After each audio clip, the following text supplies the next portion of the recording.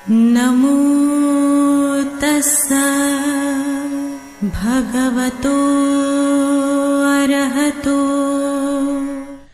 नमो बुद्धाय। मैं आरपी सिंह आप सभी का हार्दिक स्वागत करता हूं हमारे विशेष कार्यक्रम धम्मदीप में। दर्शकों, इस विशेष कार्यक्रम में तथागत बुद्ध के जीवन और दर्शन के बारे में बहुत ही महत्वपूर्ण जानकारियां दी जाती हैं और यह जानकारियां हमारे देश विदेश में ख्याति प्राप्त विशेषज्ञों द्वारा आप तक पहुंचाई जाती हैं। दोस्तों, आज हम 2025 के बुद्ध पूर्णिमा के अवसर पर अपने स्टूडियो में हम स्वागत करते हैं जाने माने विश्वविख्यात भंते डॉक्टर चंद्रकीर्ति जी का। स्वागत है भंते जी आपका, और हम उनसे आग्रह करते हैं कि वह इस शुभ कार्य की शुरुआत मंगल गाथा से करें, जिससे संपूर्ण विश्व का कल्याण विशेषकर हमारे प्रोग्राम से जुड़े दर्शकों का हो सके। नमो तस्सा भगवतो अरहतो सम्मा सम्बुद्धस्सा। नमो तस्सा भगवतो अरहतो सम्मा सम्बुद्धस्सा। नमो तस्सा भगवतो अरहतो सम्मा सम्बुद्धस्सा। भंते जी, आज धम्म देशना के माध्यम से हमारे दर्शकों को तथागत गौतम बुद्ध के जीवन पर विस्तृत जानकारी आप दें। आज हम लोग तथागत गौतम बुद्ध का जीवन, इसके बारे में जानेंगे धम्मदेशना के माध्यम से। 6वीं सदी की घटना है जहाँ पर सिद्धार्थ गौतम ने राजा शुद्धोधन और महामाया के घर जन्म लिया।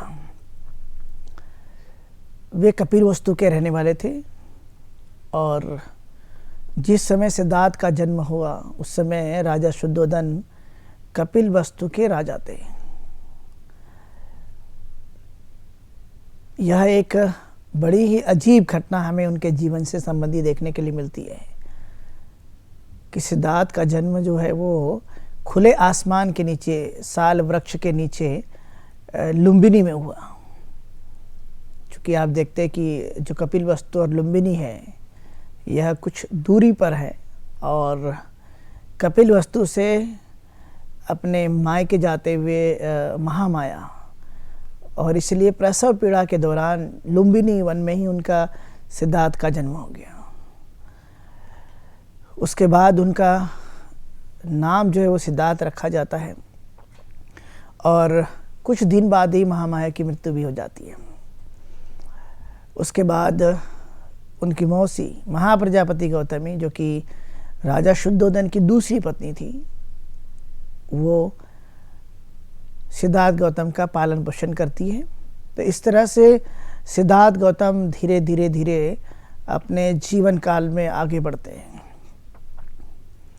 बचपन से ही बड़े ही तेजस्वी थे। एकाग्र बुद्धि को कैसे रखा जा सकता है इसके लिए वो प्रयत्न करते थे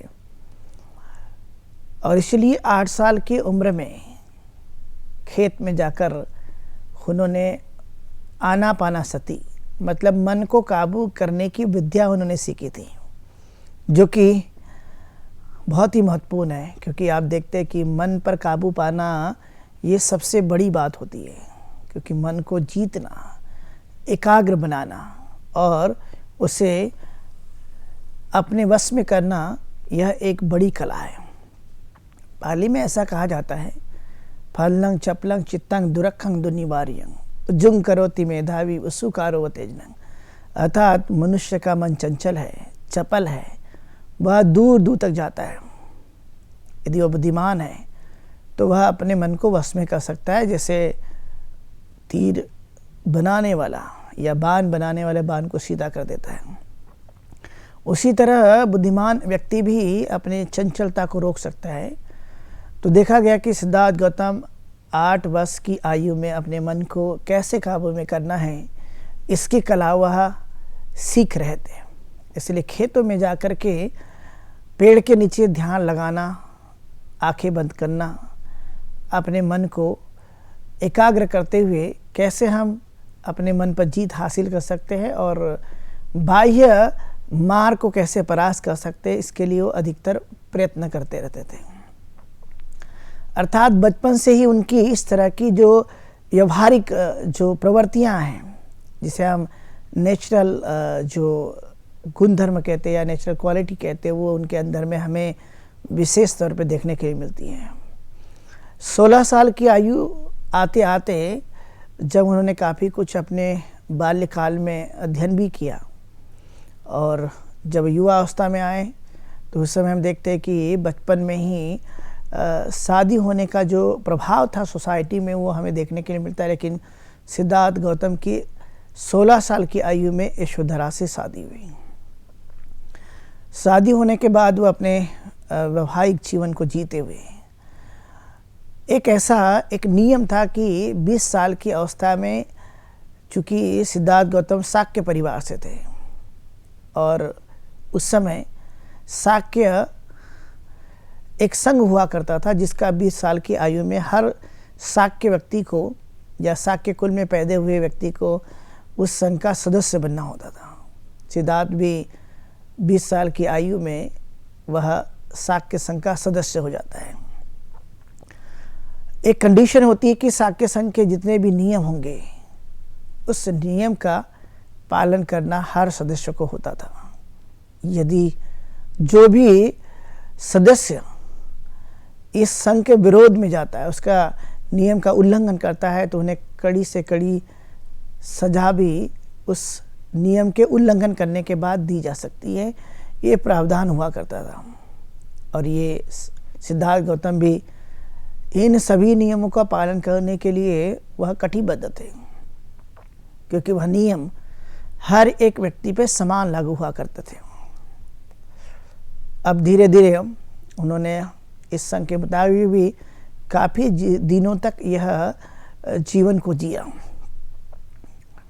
और उम्र के आते आते 29 वर्ष की आयु में एक ऐसा प्रसंग निर्माण होता है जहाँ पर एक युद्ध की ऐसी स्थिति निर्माण होती है।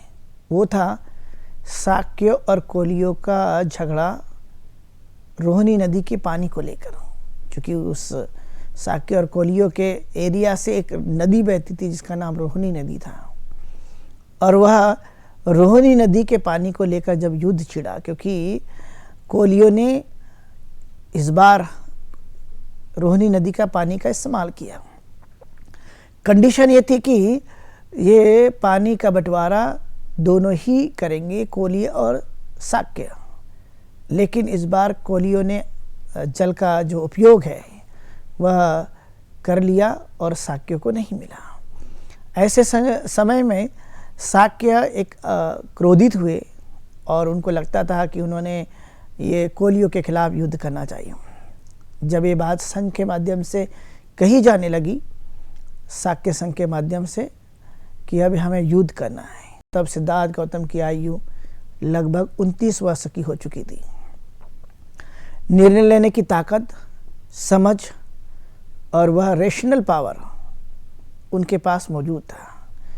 उन्होंने इस झगड़े को या युद्ध जैसी घटना की स्थिति को न आने देने के लिए उन्होंने उस युद्ध का विरोध किया। उनको लगता था कि यदि हमने कोलियों के साथ युद्ध किया तो उसके युद्ध के बाद जन धन की हानि होगी, लोग मारे जाएंगे, बच्चे अनाथ हो जाएंगे, पत्नी विधवा हो जाएगी और सामाजिक कई तरह की समस्या भी निर्माण होगी। इसलिए युद्ध हमें नहीं करना चाहिए, झगड़ा नहीं करना चाहिए, ऐसा प्रस्ताव सिद्धार्थ गौतम ने संघ के सामने प्रस्तुत किया। संघ का ये प्रस्ताव था कि कोलियों के खिलाफ युद्ध किया जाए, लेकिन इस प्रस्ताव से सिद्धार्थ गौतम सहमत नहीं थे और जो सिद्धार्थ गौतम ने प्रस्ताव रखा उससे संघ सहमत नहीं था। तो दोनों में आपस में टकराव उत्पन्न हुआ और सिद्धार्थ गौतम को ये कहा गया कि आप संघ का नियमों का उल्लंघन कर रहे हैं। चूंकि ये नियम सभी के लिए समान है, यदि आप इस युद्ध का विरोध करते हैं, संघ के नियमों के खिलाफ जाते हैं, एक तरफ पूरा संघ वह युद्ध का समर्थन कर रहा है और सिद्धार्थ गौतम अकेले ही इस युद्ध का विरोध कर रहे हैं। ऐसे समय में संघ की मर्यादा का उल्लंघन करना ही सिद्धार्थ के इस प्रस्ताव को समझा गया और इसलिए ऐसे समय में सिद्धार्थ किससे कहा गया कि यदि आप इस युद्ध का समर्थन नहीं करते तो एक तो संघ की जो सदस्यता है वो आपकी समाप्त कर दी जाएगी और जो नियम बनाए गए हैं उस नियम के मुताबिक जो आपके ऊपर में ये उल्लंघन का नियम जो बनता है, जो इसकी सज़ा मिलती है वो आपको स्वीकार करनी हो। एक तो युद्ध का समर्थन करो या युद्ध के विरोध में जाते हो तो जो नियम बनाए गए हैं उल्लंघन करने के रूप में आपको जो सज़ा दी जानी है उसको आपको स्वीकार करना होगा। सिद्धार्थ ने सहर्ष उन्होंने सज़ा को ही स्वीकार किया और वो सज़ा थी कि जिस प्रदेश में आप रहते हो वहाँ छोड़कर जाना होगा, अपने परिवार को छोड़कर जाना होगा, आपकी जो संपत्ति है उसको भी आपको छोड़कर जाना होगा। इसलिए सिद्धार्थ गौतम का जीवन जो कि पानी को लेकर छिड़ा गया युद्ध से वह बुद्ध की तरफ बढ़ते हैं और तब उन्होंने ये निर्णय ले लिया कि अब मैं घर को छोड़कर जाऊंगा। उन्होंने अपने घर आकर के राजा शुद्धोधन, महाप्रजापति गौतमी, उनकी पत्नी यशोधरा और छोटा सा बेटा राहुल था, अन्य उनके और भी परिवार के सदस्यगण थे, सभी को बताते हुए उन्होंने कहा कि मैंने अब ये निर्णय लिया है कि मैं अब घर का त्याग करूंगा और सत्य की खोज में निकल पड़ूंगा। स्वाभाविक है कि एक युवा अवस्था में कोई व्यक्ति अपने घर को छोड़कर जाता है तो परिवार के लोग दुखी होते हैं, लेकिन फिर भी यह जन कल्याण करने की भावना जब उन्होंने प्रकट की कि मैं अब घर को छोड़कर जाने वाला हूं और मैं जन कल्याण के लिए अब मैं यह अपना इरादा बना लिया है, तब उनके परिवार ने भी उनको इजाज़त दी। यशोधरा उनकी पत्नी, उनका भी यही कहना था कि यदि आप जन कल्याण कार्य के लिए जाते हैं, लोगों को दुख मुक्ति का मार्ग बताने के लिए जाते हैं, तो मैं भी आपके इस विचार से सहमत हूँ। मैं आपकी क्या मदद कर सकती हूँ इसके लिए मैं पूरी तरह से कटिबद्ध हूँ। और उन्होंने ये निर्णय लिया कि अब मुझे प्रवज्ञा ग्रहण करनी चाहिए। सिद्धार्थ गौतम का गृह त्याग मतलब सामान्य नहीं, अपितु वह संसार को एक रोशनी देने के लिए, एक प्रकाश देने के लिए, दुख मुक्ति का मार्ग बताने के लिए, सत्य की खोज करने के लिए था। जब उन्होंने ये कहा कि मैं प्रवज्ञा ग्रहण करना चाहता हूँ, प्रवज्ञा मतलब घर से बेघर हो जाना, कांस्य वस्त्र धारण कर, भिक्षा पात्र ग्रहण कर, वह एक सामान्य एक सन्यासी की तरह जीवन को जीना, जिसे हम एक भिक्षु का जीवन कहते हैं, प्रवज्जित का जीवन कहते हैं।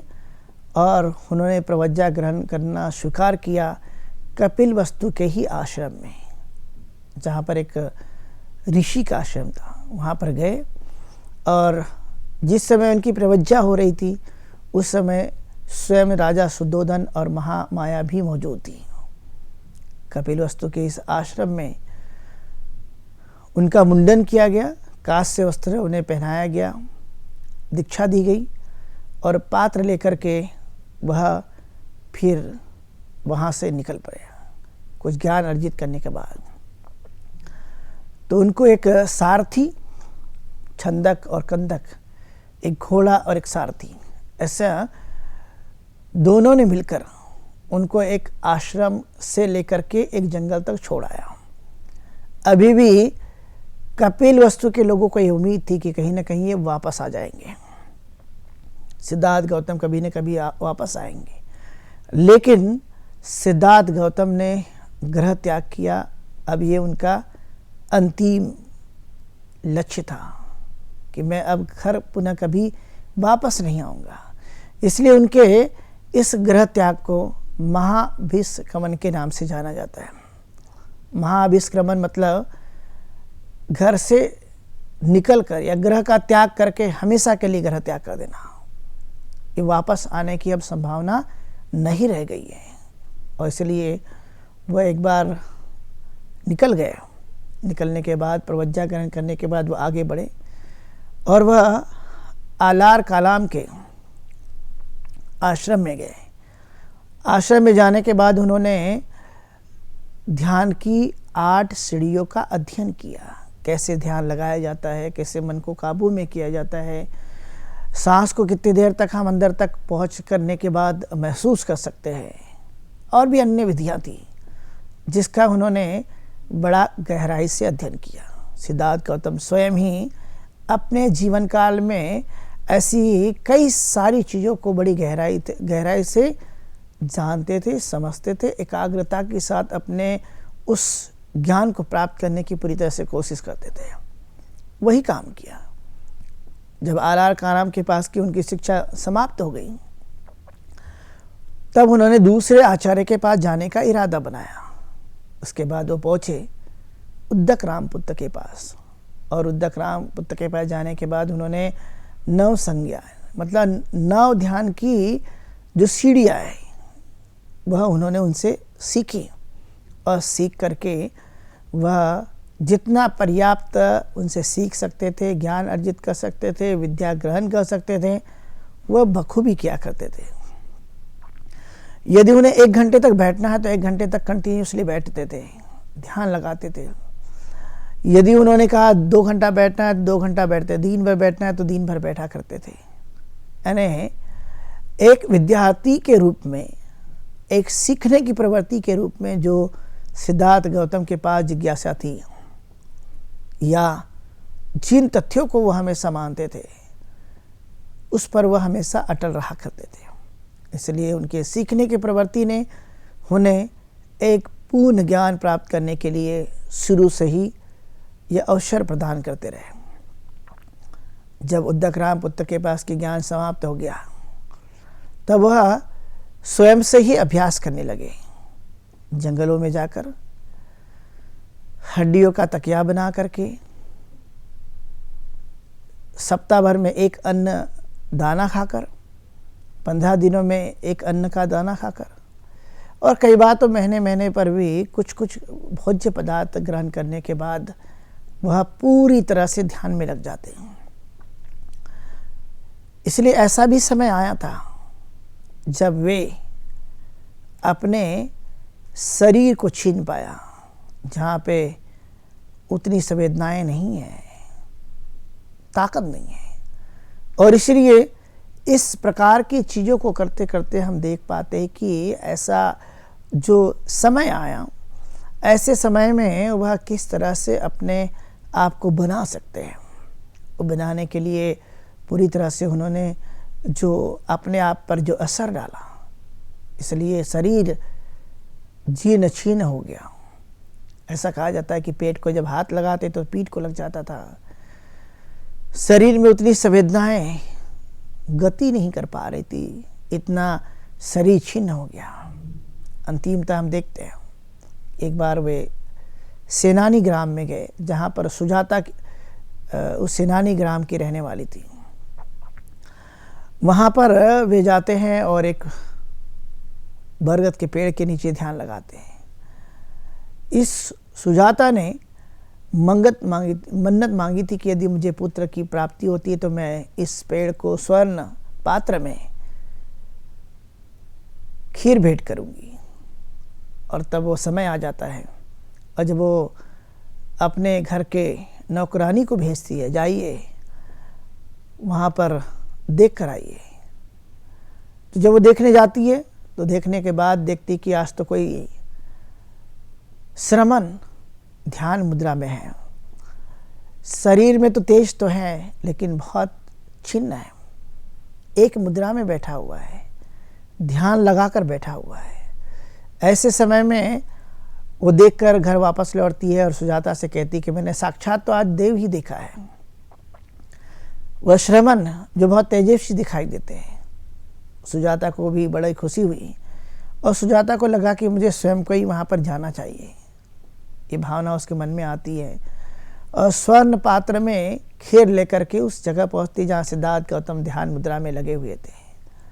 जाने के बाद उन्हें खीर दान करती है, और सिद्धार्थ गौतम के मन में भी आता है कि मैंने तो बहुत कठिन तपस्या कर ली है, मैंने खाना पीना सब छोड़ दिया, लेकिन ज्ञान की कहीं खोज मुझे प्राप्त नहीं हो रही, या ज्ञान दिखाई नहीं दे रहा है, कोई प्रकाश मेरे शरीर में नहीं निकल पा रहा है। उन्हें लगा कि कुछ खाना चाहिए। तब सुजाता के द्वारा दी गई खीर को सिद्धार्थ गौतम ने स्वीकार किया, खीर ग्रहण की, और खीर ग्रहण करने के बाद हम देखते हैं कि कुछ दिनों के बाद उन्हें ज्ञान की प्राप्ति हुई, क्योंकि उन्होंने अब दृढ़ संकल्प ले लिया था कि मैं तभी हटूंगा जब तक मुझे ज्ञान प्राप्त न हो जाए। ये भावना उनके मन में बड़ी प्रभावी हो जाती है, और प्रभावी होने के बाद यह ज्ञान प्राप्ति के तरफ में उनको लेकर जाती है। निरंजना नदी में जो पात्र फेंका गया वह धारा के विरुद्ध बहा। इसका मतलब है कि समाज जिस दिशाओं में जा रहा था, समाज की अपनी एक दिशा थी। जैसे साक्य और कोल्य के युद्ध में युद्ध होने वाला था, उनकी अपनी एक दिशा थी। समाज में अन्य प्रकार की, जैसे अज्ञानता की एक दिशा है, अहंकार की एक दिशा है, तृष्णा की अपनी एक दिशा है। तथागत ने कहा नहीं, मैं इसके ठीक विपरीत जो है मैं अपना निर्णय लेने वाला हूँ, दृढ़ संकल्पित हूँ। अब चाहे जो भी हो जाए, लेकिन मैं अब ज्ञान प्राप्त करके रहूँगा। यही उनकी दृढ़ता उन्हें ज्ञान प्राप्त करने के लिए प्रेरित कर रही थी। तब वे बोधगया में आकर के एक पीपल के वृक्ष के नीचे ध्यान मुद्रा में 45 दिनों तक कंटिन्यूसली लगे रहे, और तब जाकर के उन्हें ज्ञान प्राप्त हुआ, जिसे हम संबोधि कहते हैं।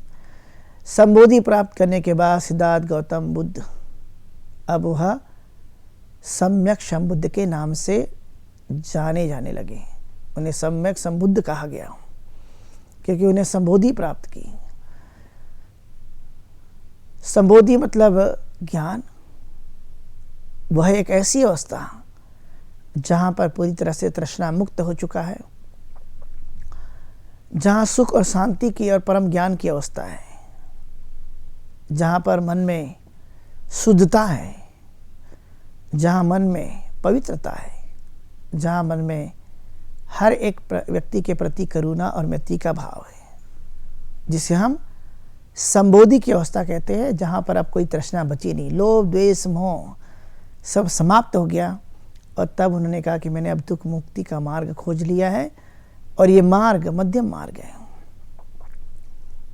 जब उन्हें ज्ञान की प्राप्ति हुई, जिस पेड़ के पीपल के नीचे वे सतत लगातार ये मन ही मन ये भावना प्रकट कर रहे थे, करुणामयी भावना उनके मन में चित्त में उत्पन्न हो रही थी। क्योंकि जब मनुष्य करुणामयी हो जाता है तो स्वाभाविक है कि उसके चित्त में वह बड़ा शुद्धता का भाव होता है। उसी भाव को लिए हुए उनके मन में ये बात आती है सर्वप्रथम कि मैं जिस पीपल के पेड़ के नीचे बैठा हूँ, उस पीपल के पेड़ के नीचे निश्चित रूप से मुझे सहायता मिली है। मैं पीपल के पेड़ को कुछ दे तो नहीं सकता, लेकिन पीपल के पेड़ के नीचे मुझे ज्ञान प्राप्ति हुई, अर्थात पीपल के पेड़ ने मुझे बहुत कुछ दिया। मुझे कई तरह की सुरक्षा प्रदान की, इसलिए लगातार उस पीपल के पेड़ को उन्होंने आभार माना, मन से ब्लेसिंग्स निकाली कि आपने मेरी मदद की है, शुक्र, मेरा संरक्षण किया, मैंने आपके नीचे इस पेड़ के नीचे मैंने ज्ञान प्राप्त कर लिया। और इसलिए उस पेड़ को आगे चल के जो सामान्य एक पीपल का वृक्ष था, अब उसे लोग पीपल का वृक्ष नहीं बल्कि उसे बोधि वृक्ष के नाम से जानते हैं। आज संसार में इस वृक्ष को बड़ा सम्मान, बड़ी श्रद्धा से लोग पूछते हैं और उसे बोधि वृक्ष के नाम से जानते हैं, जो बोधगया में अभी भी वर्तमान में स्थित है, जहाँ पर सिद्धार्थ सम्यक संबुद्ध बने थे। और तब उनको लगता है कि मैंने अब सम्मान कर दिया है, मैंने आदर भी व्यक्त भी कर दिया है, लेकिन अब मुझे ये ज्ञान क्या अपने तक मर्यादित रखना चाहिए? ये बार बार उनके मन में, चित्त में भावना उत्पन्न हो रही थी। यदि मैं अपने मन में ही इन विचारों को समाहित करके रखता हूँ तो इसका क्या फ़ायदा? लेकिन मैं दूसरों को बताता हूँ तो दूसरे जिनको मैं बताऊँगा वो कौन होंगे? किसको बताया जाए? कौन समझेगा इस विचार को जो दुख मुक्ति का मार्ग है, मध्यम मार्ग है? ऐसे कौन लोग हो सकते हैं जिनको बताया जाए? ऐसे प्रसंग पे हम देखते हैं कि सबसे पहले उनको आलार कालाम का याद आता है, क्योंकि उनके पास से उन्होंने कुछ ज्ञान सीखा था, लेकिन और भी ऊंची किस्म का ज्ञान ना होने की वजह से उन्होंने अपने गुरु बदल दिए थे। फिर उन्हें उद्दक राम पुत्र के पास जा कर के उन्होंने ज्ञान अर्जित किया। ऐसे दो उनके आचार्य जिनके पास जा कर के उन्होंने ध्यान की कुछ सीढ़ियाँ सीखी थी, लेकिन दोनों का ही निधन हो चुका था, इसलिए उनको ज्ञान बताना तो अब तो मुश्किल था। तब उनके मन में और भी रोशनी आती है, दिमाग काम करता है और ये उनसे बार बार कहता है कि ये ज्ञान तो आपको बताना होगा। यदि आप नहीं बता पाए तो आप तक ही ये ज्ञान रहेगा। मन ही मन बहुत बार चिंतन करने के बाद फिर से मन से आवाज़ निकलती कि 5 परिराजक को बताया जाए, जो उनके पुराने साथी है, जो सत्य मार्ग पर निकल पड़े हैं, खोज में तलाश कर रहे हैं, लेकिन अभी प्राप्त नहीं हुआ।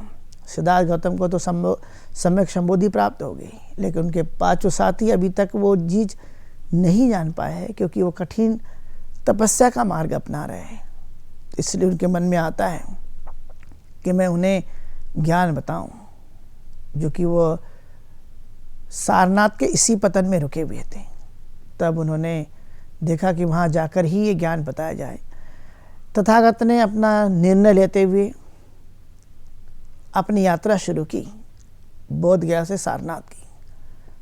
चूँकि सम्यक संबोधि प्राप्त के बाद सिद्धार्थ गौतम वह चारिका करते थे, पैदल चलते थे और वहाँ पर पहुँच जाते थे।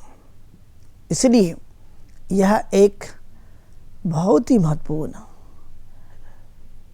ऐसा समय था, जो उस समय के आधार पर वो अपने जीवन को उस ओर लेकर जाना चाहते थे। और उनका करुणामयी हृदय, चित्त बड़ा ही उदारवादी था, और इसलिए वह पैदल चलते चलते चलते वो सारनाथ पहुंच रहे थे। रास्ते में उनको कई और भी लोग मिले, जैसे हम देखते हैं कि तपस्या और भल्लिक भी उनके जीवन में आते हैं। उस समय चूंकि संग नहीं बना था, इसलिए वे द्वि शरण गमन करते हैं। द्वि शरण गमन करने का मतलब है बुद्धं शरणं गच्छामि, धम्मं शरणं गच्छामि, क्योंकि अभी संग नहीं बना है। इसलिए 2 ही शरण गमन करने का उपाय तथागत ने बताए थे। अब धीरे धीरे वह चलते हुए सारनाथ पहुंच जाते हैं, इसी पतन में जहाँ पर तथागत गौतम बुद्ध के लिए 5 जो श्रावक है, वह पहले से अपने मन में ये भावना बना कर रखते हैं कि सिद्धार्थ गौतम को कोई संबोधि प्राप्त नहीं है, और इसलिए वह उनका आदर करने की जगह अनादर का भाव मन में लाते, लेकिन बाद में आदर करते हैं और उन्हें ही तथागत गौतम बुद्ध पहली देशना देते हैं, जिनका नाम था महानाम, उपभद्य, अश्वजित और कौंडिन्य। यही तथागत गौतम बुद्ध का जीवन, जिसे हम एक करुणामयी और सम्यक संबुद्ध, सभी के जानकार, सभी के कल्याण मित्र थे, ऐसे तथागत गौतम बुद्ध का जीवन निश्चित रूप से बहुजन हिताय, बहुजन सुखाय था।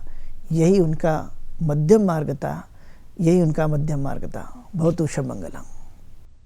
भंते जी, आपने बहुत ही विनम्रता पूर्वक और सरल शब्दों में इस महत्वपूर्ण विषय को हमें समझाया।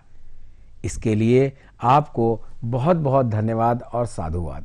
साथियों, आज के इस विशेष प्रोग्राम में इतना ही।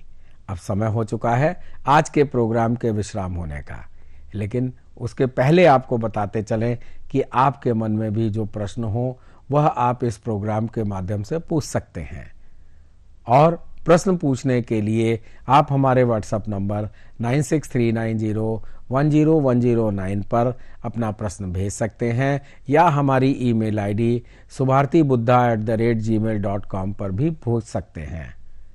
तो मुझे उम्मीद है कि आप अपनी जिज्ञासा को दबाएंगे नहीं और हमारे इस प्रोग्राम का हिस्सा बन अपनी जिज्ञासा को शांत करेंगे।